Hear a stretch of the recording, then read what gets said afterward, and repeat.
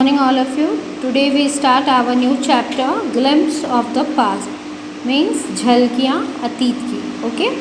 Before you read, here are some pictorial glimpse of the history of our country from 1757 to 1857. These pictures are speech bubbles which will help clarifying your understanding for the condition that lead to the event now as the first war of independence in 1857. Okay.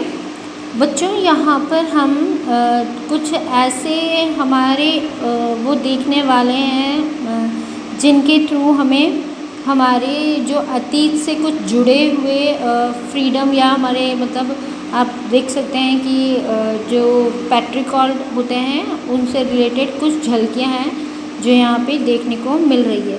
First,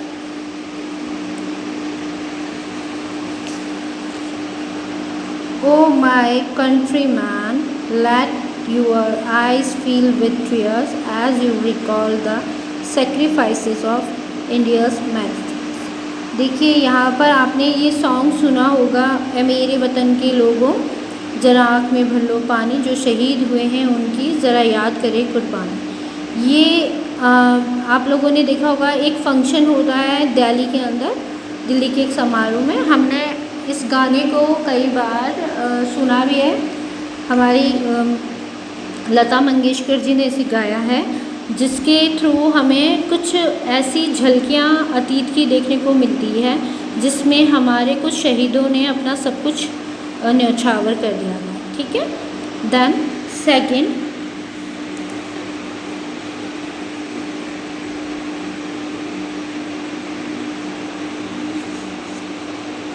everybody see this. With its superior weapons, the British East India Company was extending its power in 18th century India. अब देखिए 18वीं शताब्दी में British east India company अपने अधिक शिष्ट हथियारों के साथ भारत में अपनी शक्ति बढ़ा रही थी. यहाँ सेकंड आप देखिए, the upstair Raja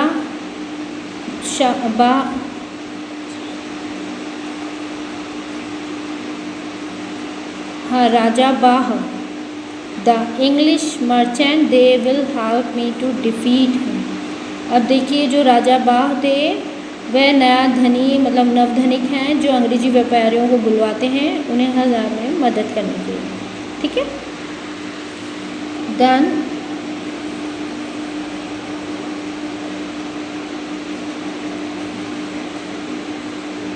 the rivalries helped the East India Company and it could easily subdue Indian princes one by one. अब देखिए यहाँ पर आपने देखा ऐसी लड़ाइयों में लगातार लड़ाइयों की वजह से थोड़ा सा हमारा भी काफ़ी देखने को नुकसान ही हुआ था, लेकिन उसके लिए भी रेवलरीज़ में हमने ये भारतीय जो चीज़ें थी भारत के अंदर वो सब देखने को हमें यहाँ पर मिल रही थी. A far-seeing ruler like the brave Tipu of Mysore fought the British till he died fighting. अब जो हमारे मैसूर के टीपू सुल्तान थे वो बहुत दूरदर्शी शासक थे. उन्होंने क्या किया था, अंग्रेज़ों से लड़ाई करते हुए मतलब वो अंत में मारे गए थे. Okay. And if you see this is, thank God there is peace in the country now, no more war and no looting by the thugs. It is God who sent the British. How did Indians react to this conquest? Our destiny is linked with them. The white man has killed or dethroned our kings. Some kings were no good, but after all they were of this land. Now we have become slaves of foreigners. अब देखिए यहाँ पर हमने देखा है जैसे कि हमारे ऐसे लगातार लड़ाइयों के कारण शांति नहीं हो रही थी और जो ईस्ट इंडिया कंपनी थी उसकी मदद कई प्रतिद्वंदी कर रहे थे, जिससे भारतीय राजकुमारों को एक एक करके आसानी से जीत सक रहे थे। और इन्हीं लड़ाइयों के बीच में हमने देखा कि ऐसी लगातार लड़ाइयों के कारण बिल्कुल भी शांति नहीं स्थापित हो रही थी। भारतीयों ने जीतों पर कैसी प्रतिक्रिया थी, उनके धन्यवाद शब्द देश में अंतिम शांति थे। और बहुत सारे युद्ध जो हो रहे थे उनके बाद ना तो कोई उन्हें ठग पा रहा था, ना कोई लूटमार हो रही थी। कुछ लोगों का कहना था कि बहुत अच्छा हुआ ब्रिटिश लोगों को यहाँ भेजा और हमारे भाग्य उनके साथ बंध गए हैं। गोरे लोगों को हमारे राजाओं ने गोरे लोगों ने हमारे राजाओं को मार दिया है तथा उन्हें सिंहासन से उतार दिया है। कुछ राजा अच्छे नहीं थे, कुछ आखिरकार में भूमि के, आप जैसे कहते हैं ना, बहुत ज़्यादा वो थे, बहुत ही लालची टाइप के होते हैं, जिसे हम देखते हैं मिज़राइलीज़। तो ऐसे भी कुछ राजा थे। अब हम विदेशियों के गुलाम बन गए हैं। अब हम किसके गुलाम बन गए हैं? विदेशियों के। Okay, that's all today. Then we